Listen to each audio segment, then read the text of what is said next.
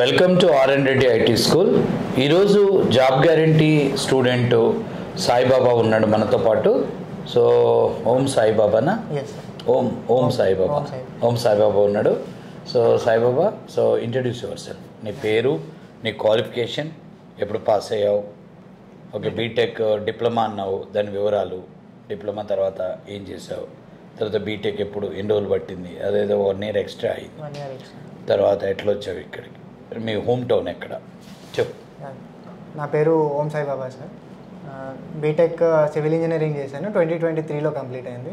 కాదు, దానికి ముందు యాక్చువల్గా ఫస్ట్ నేను డిప్లొమా ఇన్ సివిల్ ఇంజనీరింగ్ చేశాను 2016. డిప్లొమా సివిల్ ఇంజనీరింగ్ ఏ college? మాసప్ tank polytechnic government college ఇక్కడ చేశాను. తర్వాత 16లోనే నాకు ప్లేస్మెంట్లో ఆఫర్ వచ్చింది కంపెనీలో, జాబ్ జాయిన్ అయ్యాను. సివిల్లోనే జాబ్ కంపెనీ, అది షాపూర్జీ పల్లుంజీ అని ఎంఎన్సీ కంపెనీలో. సో అది పోస్టింగ్ వచ్చేసి విజయవాడ సార్, స్టార్టింగ్ 2 years. అందుకు నేను బీటెక్ జాయిన్ అవ్వలేదు అప్పుడు. తర్వాత హైదరాబాద్కి ట్రాన్స్ఫర్ అయ్యాక ఆఫ్టర్ 2 years 18లో నేను బీటెక్ జాయిన్ అయ్యాను సార్. బీటెక్ జాయిన్ అయిన తర్వాత రెగ్యులర్గా కాలేజ్ కొంచెం ఇబ్బంది అయింది లీవ్స్కి. తర్వాత జాబ్ చేస్తూ బీటెక్ చేయడం కొంచెం ప్రాబ్లం అయింది. ఆఫ్టర్ కరోనా నేను కంపెనీ చేంజ్ అయ్యాను సార్. సో కొత్త కంపెనీలో లీవ్ దొరకలేదు అసలు. సో అక్కడ గ్యాప్ వచ్చింది. టోటల్ నేను బీటెక్ 5 years చేశాను. 23లో కంప్లీట్ అయింది నాకు. ఓకే. హోమ్ టౌన్ వచ్చేసి సిర్పూర్ కాగజ్ నగర్, ఆసిఫాబాద్ డిస్ట్రిక్ట్ సార్ మాది. ఎట్లా తెలుసు ఇన్స్టిట్యూట్? మా బ్రదర్ వాళ్ళ కొలీగ్ ఇక్కడ నుంచి జాబ్ చేస్తున్నారు. ఓల్డ్ స్టూడెంట్ ఇక్కడ old student sir. Okay, right. So ఇక్కడికి వచ్చినాక ఇంటర్న్షిప్ ప్రోగ్రామ్ ఎన్ని రోజులు పట్టింది? ఇంటర్న్షిప్ నేను 5 monthsలో కంప్లీట్ చేశాను సార్. తర్వాత మధ్యలో 2 months గ్యాప్ తీసుకున్నాను. 1.5 month అట్లా గ్యాప్ తీసుకున్నాను. ఎందుకు? మదర్కి కొంచెం హెల్త్ ఇష్యూ ఉందని చెప్పి వెళ్ళాను. ఇంటి నుంచే ప్రిపేర్ అయ్యాను సార్ 2 రోజులు. ప్లేస్మెంట్స్కి ఎన్ని రోజులు పట్టింది? 1.5-2 months పట్టింది సార్. ఎక్కువ పట్టింది? లేదు సార్, టోటల్ 8 months. 5 months నేను టోటల్గా ప్రిపరేషన్ అయింది. 2 months ఇంటర్వ్యూ, మధ్యలో 1 month గ్యాప్ తీసుకున్నాను. సో ఎన్ని ఇంటర్వ్యూస్ అటెండ్ అయినావు? 7 interviews అటెండ్ అయ్యాను సార్. సో 7లో ఇది ఇప్పుడు you got job in FTV అనే ఓటీటీ ప్లాట్ఫామ్లో. ఈరోజు ఇతనికి కూడా ఆఫర్ వచ్చింది. సో ఎఫ్టీవీ ఓటీటీ ప్లాట్ఫామ్ అంతే కదా, నిన్ననే అయిపోయినాయి ఫైనల్ ఇంటర్వ్యూస్. మొన్న డ్రైవ్ జరిగింది, నిన్న ఫైనల్ రౌండ్ అయింది, ఈరోజు ఆఫర్స్ వచ్చాయి. So maybe Monday on board అని చెప్తున్నారు, నాట్ ష్యూర్. యా, హ్యాపీయేనా? యా. ఈ 7th ఇంటర్వ్యూలో నీకు జాబ్ వచ్చింది. బట్ ఆ 6 interviewsలలో ఫైనల్ వరకు ఏదైనా ఒక కంపెనీకి వెళ్ళావా? అట్లీస్ట్ ఎన్ని కంపెనీస్కి? 4 companiesలో ఫైనల్ వరకు వెళ్ళాను. ఏ కంపెనీలలో? వారధికి వెళ్ళాను సార్ ఫైనల్ వరకు, సుజాలో ఫైనల్ వరకు వెళ్ళాను సార్, విస్టెక్ ఫైనల్ వరకు వెళ్ళాను, ఇంకో కంపెనీ. సో అంటే ఎందుకు ఆడియన్స్కి చెప్పేది ఏంటంటే, చాలామంది సాఫ్ట్వేర్ మార్కెట్ బాగాలేదు, జాబ్స్ లేవు, డ్రైవ్స్ లేవు, కాల్స్ లేవు, ఏదో చెప్తుంటారు. కానీ నాకు తెలిసినంత వరకు మార్కెట్ బాగానే ఉంది. .NET ఫ్రెషర్ ప్లేస్మెంట్ అయితే మా దగ్గర బ్రహ్మాండంగా జరుగుతుంది. ఒప్పుకుంటా? Multiple interviews. మళ్ళీ ఇప్పుడు ఈ వీక్లో ఇప్పుడు ఈరోజు మాకు ఒక 3 jobs, ఒక హోల్డ్, మొత్తం 4 offers. తర్వాత లాస్ట్ వీక్ ఒక 3 offers దుబాయ్కి జాబ్ కంపెనీకి. నెక్స్ట్ వీక్ మాకు 2 drives ఉన్నాయి. ఒక కంపెనీ బెంగళూరు నుంచి వస్తుంది, 15 positions ఉన్నాయి. అండ్ ఇంకోటి జన్వర్క్ది ఒకటి వెళ్తున్నాం, మన స్టూడెంట్స్ డ్రైవ్కి వెళ్తున్నారు. సో ఇదన్నట్టు market is good, not bad.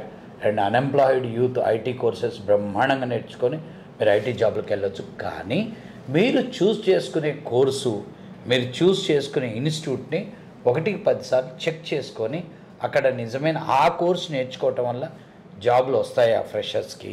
Plus ఆ ఇన్స్టిట్యూట్లో ప్లేస్మెంట్స్ ఉన్నాయని చెప్తే రియల్గా ప్లేస్మెంట్ జరుగుతున్నాయా అనేది ఒక్క స్టూడెంట్, 2 స్టూడెంట్ ద్వారా కాదు, మల్టిపుల్ స్టూడెంట్స్ ద్వారా మీరు తెలుసుకోండి. అంటే అక్కడ ఇర్రెగ్యులర్ అయిన స్టూడెంట్స్ వాళ్ళు ఇన్ఫర్మేషన్ ప్రాపర్గా రాదు.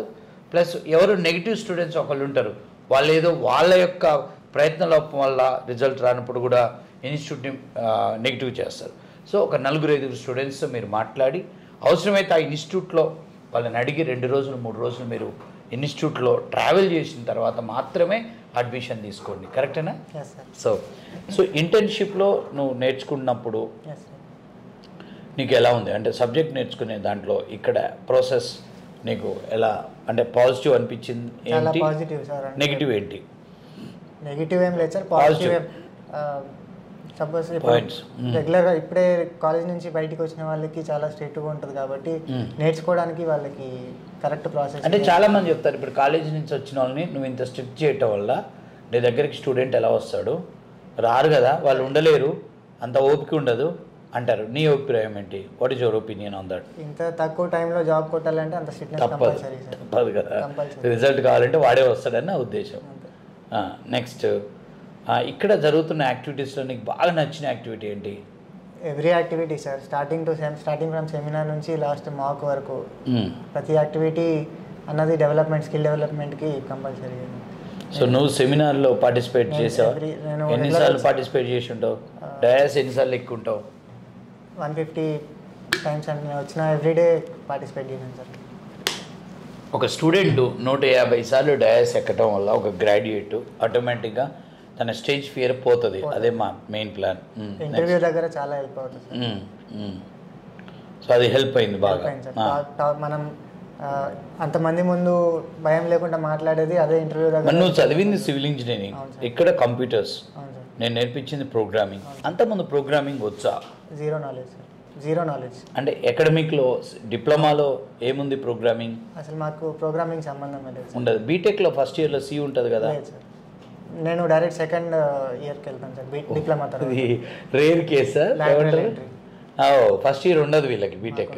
So you are skipped C language. So అంటే నువ్వు ప్రోగ్రామింగ్ ఫస్ట్ స్టార్ట్ చేసింది ఇక్కడే సార్. అసలు ప్రోగ్రామింగ్ ఒక చిన్న ప్రోగ్రామ్ రాస్తే హలో వరల్డ్ అనే అవుట్పుట్ రావడం కూడా ఇక్కడే. అంతకుముందు ఒక లైన్ కోడ్ కూడా లేదు. సో అప్పుడు మరి 4-5 monthsలో సబ్జెక్ట్ నేర్చుకున్నావు బాగానే. జాబ్ కావాలన్నది టార్గెట్ పెట్టుకొని వచ్చాను. ఓకే.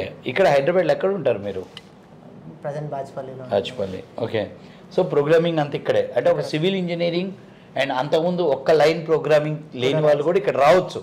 ప్లస్ మీ టీచింగ్ కూడా అంత డీటెయిల్గా ఉంటుంది. నా టీచింగ్ ఉన్నంత మాత్రాన ఇక్కడ ఉన్న 100 మంది స్టూడెంట్స్లో 100 మంది ప్రోగ్రామింగ్ ఎందుకు నేర్చుకోలేకపోతున్నారు? చాలామంది కన్ఫ్యూజ్ అవుతారు. ప్రయత్నం లోపమేనా? మనం ట్రై చేసేదాన్ని. నేను అదే అంటే ఇక్కడికి వచ్చి కూడా మీరు రిజల్ట్ తీసుకోలేదంటే మీ ప్రయత్న లోపం ఉంది అని నేను అంటా, ఒప్పుకుంటాను. ఇంతకంటే ఏముండదు, ఇంతకంటే క్లారిటీ, ఇంత డీటెయిల్ క్లాస్, ఇంత materials, ordered materials every day. ఇది అంతా టాస్క్ బేస్డ్ లెర్నింగ్ ఉంటుంది ఇక్కడ. థియరిటికల్గా కంటే ప్రాక్టికల్ ఓరియంటెడ్ ట్రైనింగ్ ఇది. సో అండ్ ప్రతిరోజు టార్గెట్ ఉంటుంది.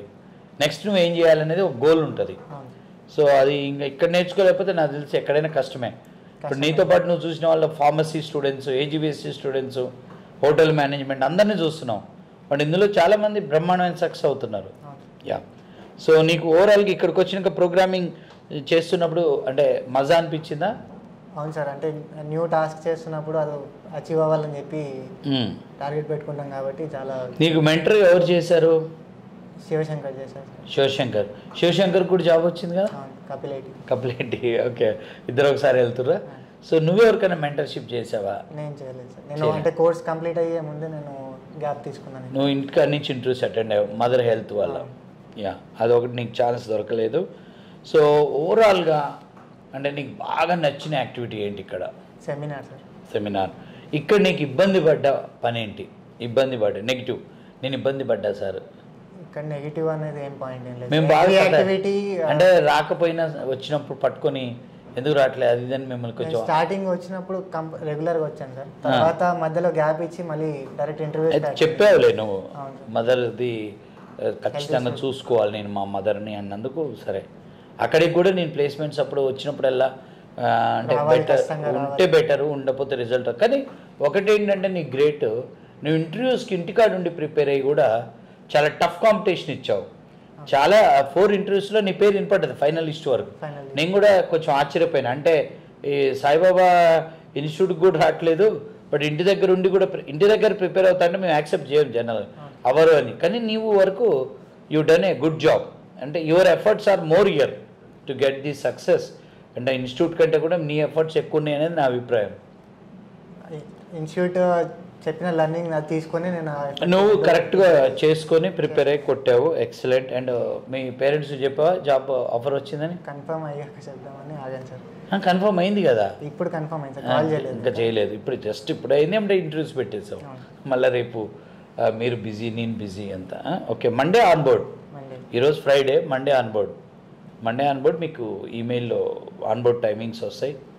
So and you are going to work for one OTT platform company and good MNCs. And ఫైనల్గా నీవు ఇక్కడ నేర్చుకునే స్టూడెంట్స్కి నువ్వు ఇచ్చే సజెషన్ ఏంటి?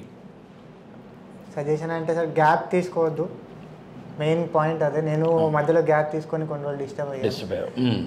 గ్యాప్ తీసుకోకుండా టాస్క్ అన్నది అదొక బరువులాగా కాకుండా మన నేర్చుకోవాలన్న పాయింట్ ఆఫ్ వ్యూతో నేర్చుకుంటే అది ఇబ్బంది కాకుండా తొందరగా కంప్లీట్ చేసుకోవాలి. సో అది దట్ ఈస్ యువర్ అడ్వైస్, అంతేనా?